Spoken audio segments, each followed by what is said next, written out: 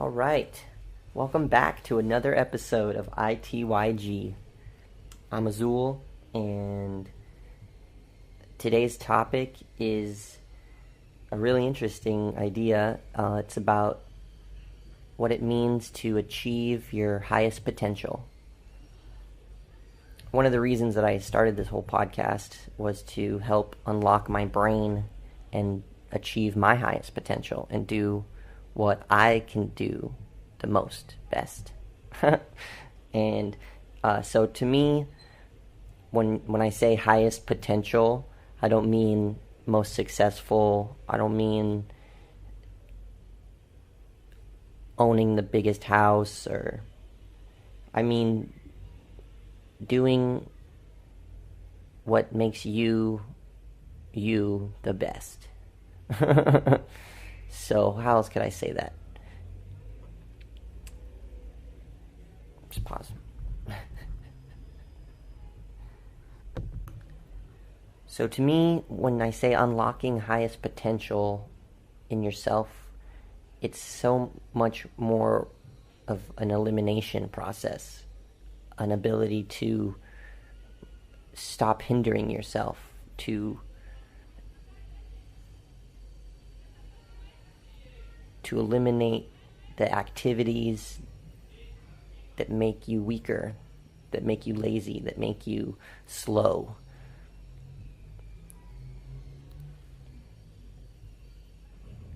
And we can all reach a better version of ourselves through simple everyday practices, whether that be eating less sugar, exercising more, reading another book every year besides one, changing the channel, turning the TV off,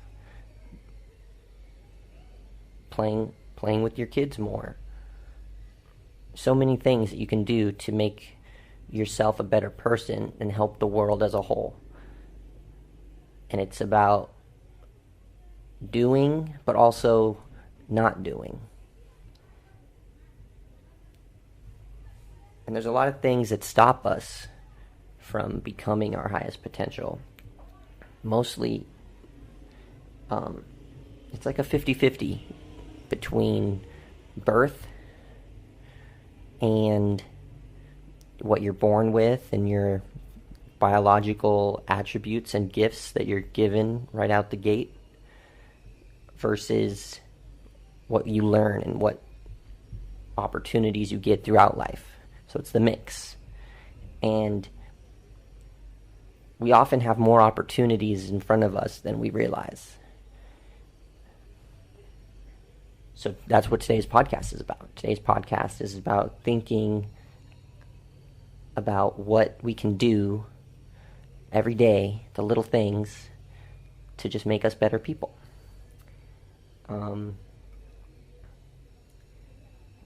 Sometimes, we have friends or family, that parents that cause us to think less of ourselves. They point the finger and they say, "You're not doing this right." They point the finger and they say, "Why aren't you doing this?" Or, they try to push you in a direction that might be against what you want to do, or your environment where you grew up. Maybe you grew up in a really poor neighborhood, or maybe you grew up in a rich neighborhood, but you just didn't apply yourself. There's all types of people out there that are just not doing things that could be helping them be better people. Currently, one of the biggest obstacles that we face is technological distractions, in the form of video games, in the form of Instagram, in the form of pornography, in the form of Facebook, in the form of music videos, just endless media distractions that are super easy to indulge in. And it takes, discipline and willpower to not not abuse those things. Oh. Some more obstacles that really get in our way, besides the technological ones and maybe the friends and family, are just our own laziness. I look around all the time in my travels, and I just see people just so lazily walking about the streets aimlessly. And, especially like people who don't or blame others, people who,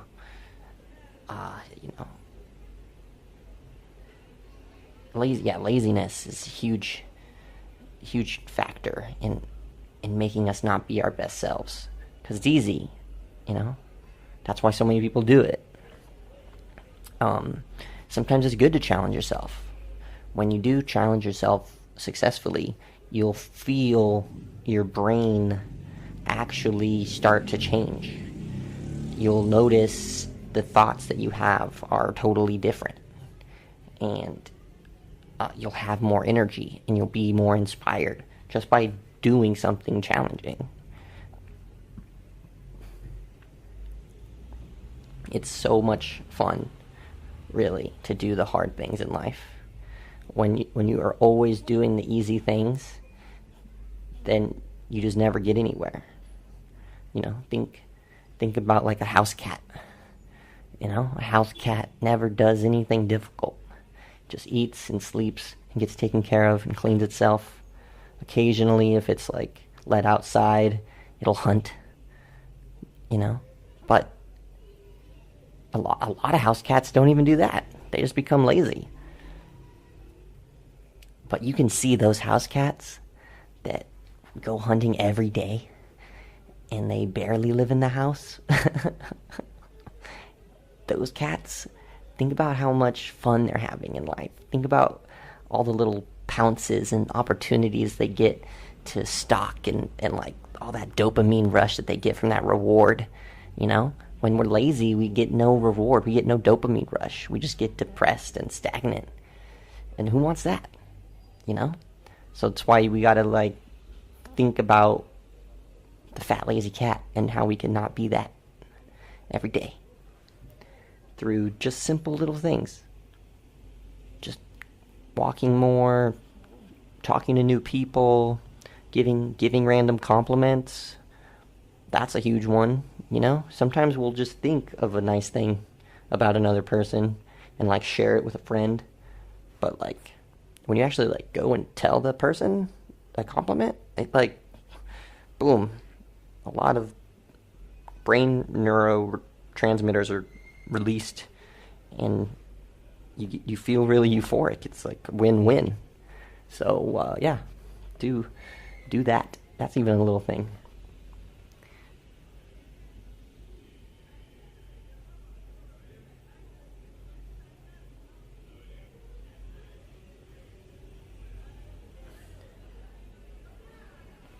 Doubt. Let's talk about doubt. So, like, laziness is where you just choose to not do anything because you convince yourself that it's not worth doing or that it's hard or that someone else is doing it better, right? Laziness versus doubt. Doubt is not believing in yourself. Doubt is thinking that you're worthless or that what you do doesn't matter, or thinking things are impossible. Like think about like a circle, and in that circle is all the possible events of the whole universe, right? Inside there. Okay? And like when we have doubt, we don't even think that we can do one dot in that whole thing, We think it's all out of reach, In reality, we can do a lot. a lot. And you can surprise yourself with how much you can do. So, one step towards the doing aspect of becoming your highest potential is it's called dream building. This concept is really beautiful. It's about thinking in hyper vivid detail the life you want to live, like really fantasizing and dreaming about the pluses and minuses of a life that you could potentially be living, and like really question it and doubt it and analyze it and put all the criticism you want in there, but build it and like make it your castle, your masterpiece of your dream life. And you can do that with journaling. Journaling is a great tool to analyze your potential life, what you can be doing better, what you could be doing less of, what you could in 5 years, in 10 years, see yourself, and like really putting in that work, those 20 minutes here, 20 minutes there, just really writing it down and making it part of your everyday practice of building this dream life and working towards it. It's incredible, the people I've met and the things that they've just decided to do. They were just sitting around thinking, what could I do differently? Some people I want to get on a motorcycle and ride up and down South America. And then they go and do it. They save, they plan, they look at some maps, they do the dream building. It starts off with a basic idea, and then they really do the work to make it happen. Okay. Got interrupted a couple times recording this episode, but that's alright. You just hit pause and pick it up another day. So we were talking about dream building and journaling, and how journaling every day is really crucial. So important to getting your dream on paper, and even just thoughts, even just letting out useless thoughts, or putting down words on paper really just helps the brain. So do that every day. Just get a pen, piece of paper, just write some things down, just so that you can strengthen your brain, because our brains will atrophy and get weak if we just always rely on our cell phones. So the cell phone is a tool that we've abused. We have to learn how to be responsible with this device. And it takes time because it's still kind of new and exciting, and everybody's doing it, so we're real impressionable. But put it down and pick up a pen and go use your brain and write down some stuff. Just really good idea. Dream building also takes thinking. It takes meditation. And I'm going to do a whole episode about meditation because I love it and I've done it a lot. But as far as dream building is concerned, we have to look at a really simple, fun question. This question is awesome.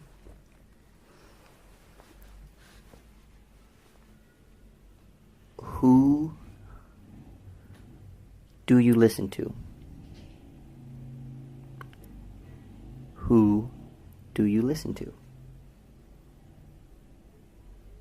This question is so cool because we can answer it in many different ways. But I have found that the best way to answer that question is you listen to the people who are living the life that you want to live. Because a lot of times people will tell you things that they think are good for you, but when you look at their life, you're not excited about their life. You see them either sad or obese or unhealthy or lazy or ignorant, willfully ignorant, and you think, how could this person know what's good for me? You know? So you have to do the work to find people who are really living a life that you want to live. And that's difficult. I know I have not found many people who are living that life. So, who do I listen to? Mostly philosophers and poets and artists and, real creative types, because they're really living a life I want to live. And other people, they never ask themselves this question. Who do you listen to? So yeah, meditate on that, and help use that to help you dream build. And another thing that you can do to dream build is to tell a friend that you really care about what your dreams are, and tell them kind of how you want to accomplish them, and tell them how they can maybe help you accomplish them, and reach out for help with your dream building. Because when you tell someone else, it becomes more real, and they'll put pressure on you, even just by asking you, how is your dream building going, or how is that project going that you've been working on, and so then that gives you an anchor to go, oh yeah, I was working on that, or excitement to tell someone else the progress of your dream. So share your dreams with people, and that will allow you to work closer step by step toward your dream. Along with the idea of telling a friend is the idea of masterminding. And this concept is about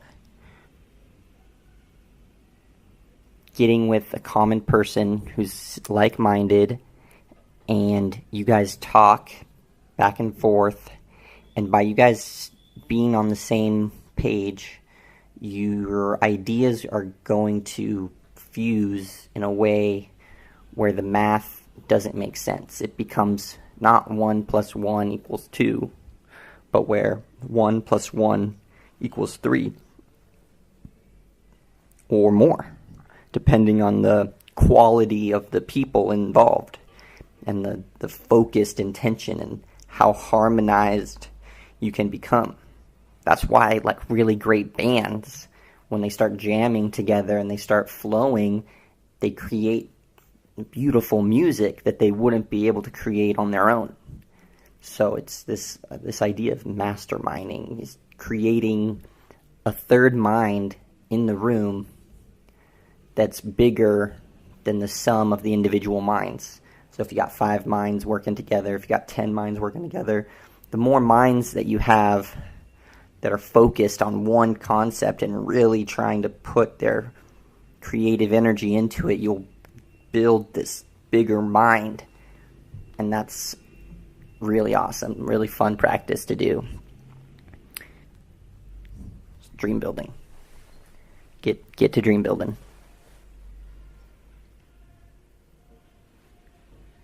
So we've talked a little bit about what to do and what not to do.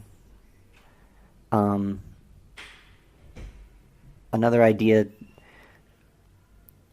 that challenges people in becoming their highest potential is indecisiveness, the inability to make a choice, paralyzed by options.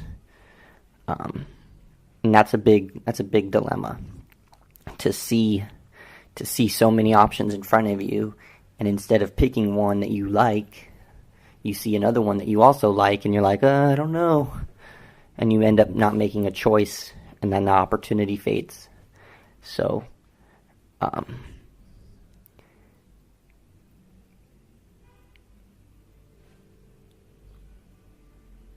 there really is no right choice, because as long as you pick something and put all of your love and energy into that thing, it will become the right thing for you. So you can't so fixate on correctness, because throughout life, people change, people grow, and sometimes you'll make another choice. I've seen people who live their life for a few years as a hairdresser, and then a few years later they change careers and they're a jeweler, and then a few years later they change it again and now they're making clothes, and then they change their profession again a few years later and now they're making tattoos, and then a few years later they're a bread maker. So it's like there's no right choice. It's just make a choice and try to do it really well. And if it doesn't satisfy you anymore, that's okay. You can make a new choice and you can build a new dream.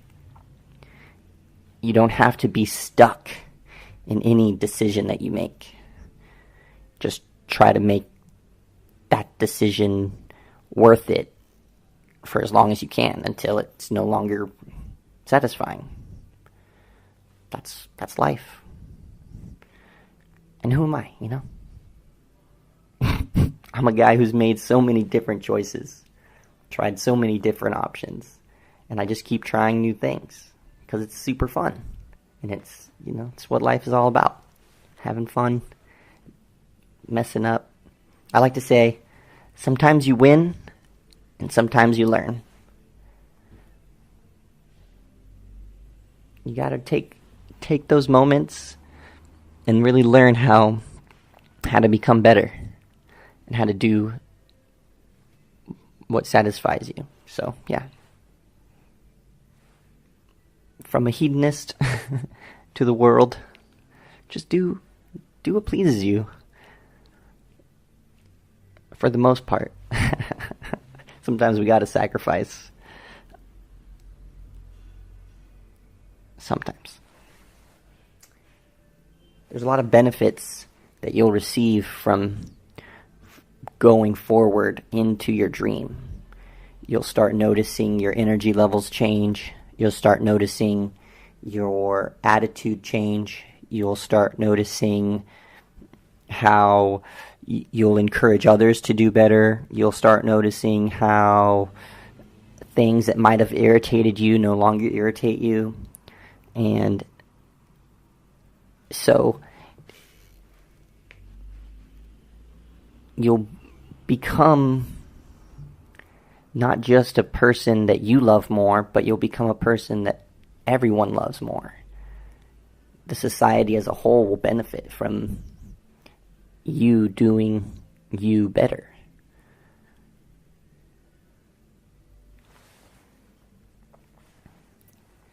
And these things all take time. You gotta have patience. Sometimes dreams take 10, 15 years to accomplish.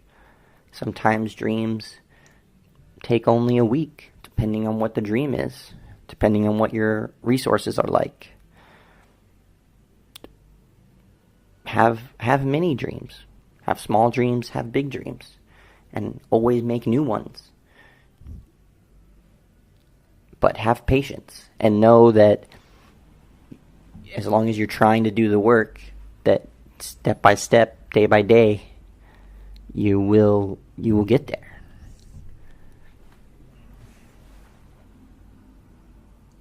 One of my favorite philosophers is Jordan Peterson. Thank you, Jordan Peterson.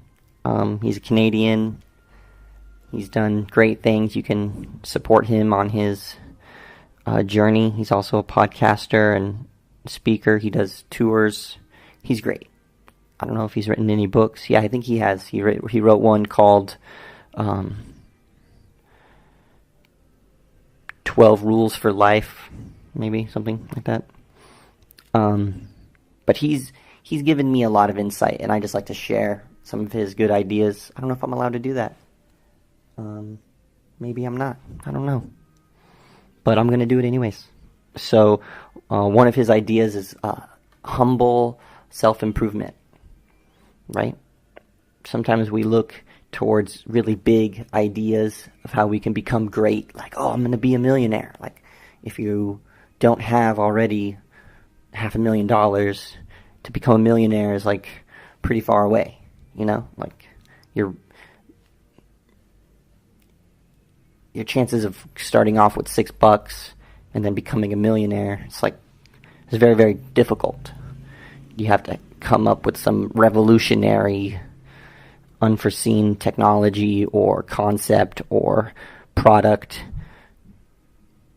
or have like a litany of connections to become a millionaire from that point. Like, you know, in reality, you got to make little steps accomplished first. So that's a part of dream building, is making little goals happen step by step, and then eventually the bigger goals will happen as a result of that. And so that's what he talks about, humble self-improvement. In his book, 12 Rules for Life, great book, definitely recommend it.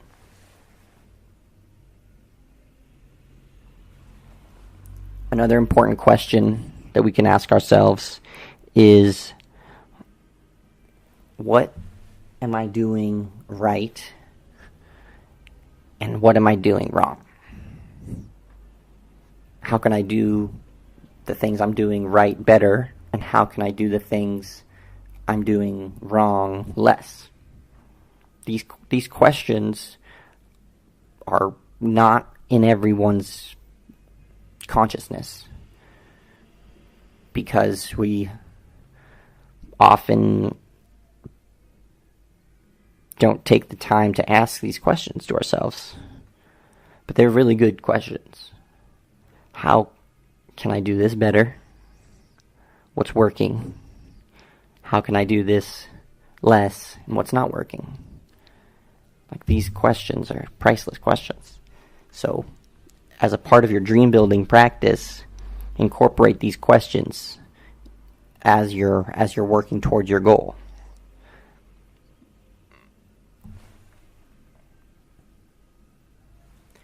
So there's another concept about averages, right? If you look at the 7 people in your life that you're most close to, that you talk to the most, you're going to be an average of those 7 people. As far as their relationship status, as far as their wealth, as far as their education, as far as their interests, as far as their health, across the board, those 7 people are going to have a huge impact on you. So one thing we can do is we can try to choose those 7 people. Choose the best 7 and always interact with them, because they will create habits in your day-to-day that will dramatically improve your emotional state, your financial state, your creative state, your health state. And so that's a really powerful idea. And it could be cold, depending on who those 7 people are, But the interesting thing about when you choose to keep people in your life and you choose to eliminate people from your life, usually the people that you eliminate from your life will notice that you're not around anymore. And they'll notice what happened to that person? And they'll think, how's that person doing? And if they find you and they ask you and they see that you're doing better, then that will inspire them to do better. So it's not always like a screw this person, I don't like them in my life anymore. It's more of like, I'm going to work on me, and hopefully me improving myself will encourage them to improve themselves. And so it doesn't have to be this hateful disconnect, unless it's like a really toxic relationship. Then, of course you want to be like, I'm sorry, bro, this is just totally downward spiral in all directions. I gotta go. And that's okay too. That's you recognizing what's best for you. Hopefully that person isn't like a stalker type and gonna totally ruin your life. So hopefully you don't have to get a restraining order or anything crazy, but take the steps that you need to take to improve your life and improve that inner circle, those 7 people.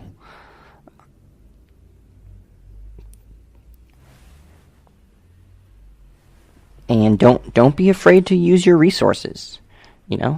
Use friends, use local businesses, use the library, use the internet, use all types of resources to help you dream build, to help you answer these questions, to help you do the research to become your highest potential. Because no one's going to do that work for you. No one's going to make you better. You have to do the work. But by being open to grow and open to see how you can improve and open to questioning yourself and critically questioning your decisions and actions and habits, then you can make better habits, better decisions, better actions. And it's a roller coaster. It's a series of ups and downs. Not everything you do is going to work out, but if you stop and pause and say, again, sometimes you win, sometimes you learn. You got to really learn from those failures and not take them as a personal defeat, but an opportunity to grow and an opportunity to learn, an opportunity to do better. And if you get into the pattern of that, then it becomes easier and easier to see how I can improve. And don't let money stop you. That's like a big one. People think they'll like, oh, I can't afford this opportunity. I can't afford to do this. I can't buy that book. I can't buy that canvas. I can't buy that house. I can't buy that girl dinner. Like, whatever it is, like, don't let money stop you from achieving your highest potential, because there's always an option. There's crowdfunding, there's donations, there's gifting. People give like crazy amounts of money to groups all the time. And so you can become a receiver of these donations. You just have to do the work to look for those outlets. And also there's upcycling, which is like taking resources that are usually thrown out or discarded and turning them into something beneficial. There's repurposing, taking things that have been used only for one thing and then turning it into something that you need. There's there's so many options. So don't give up on whatever your dream is, however much it may cost. If you can get it on paper and you can make it sound, people will invest. That's like how a lot of businesses get started, is from a really good business plan with no capital, and then they take it to people with capital who are willing to invest, and then bada bing, bada boom, you got yourself your dream. So just do not let money stop you. Money is just one tool in the toolbox. And another more important tool is people. And people love people. It's just a fact. There's of course going to be those psychopaths that are just crazy rude, or those, hateful racists, or there's always going to be an exception to the rule. But we can't focus on those people. If we look at the general population, most people love people, and they just want to help. So if one person doesn't help you, fine, that's totally cool. You don't have to give them a hard time. You just work on your idea, try to shift it around a little bit, and then present it to someone new. Because if a good idea is meant to work, it'll work. So never give up. Like Tupac said, keep your head up. Thank you, Tupac. So yeah, this episode is about keeping you in the center and how you can improve to elevate yourself. Become your highest potential.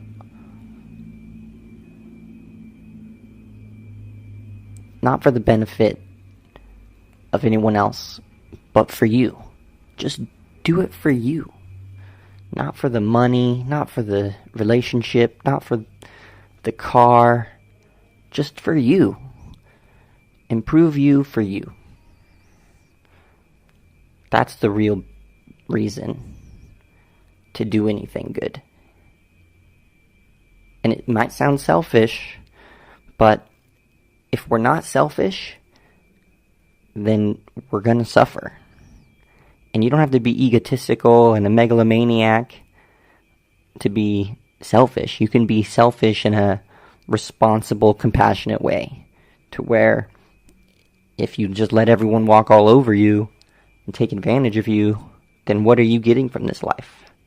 You're just getting misery. So it's not always a bad thing to be selfish. Sometimes it's the best thing you can do.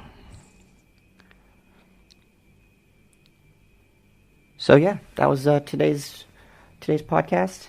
My name's Azul. This is I.T.Y.G. I trust your guidance.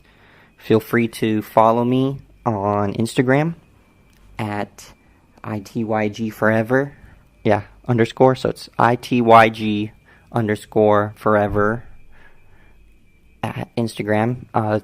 Throw me some ideas. Throw me some whatever you want to throw at me. I trust it'll all work out. And thanks a lot for listening. And until next time, much love.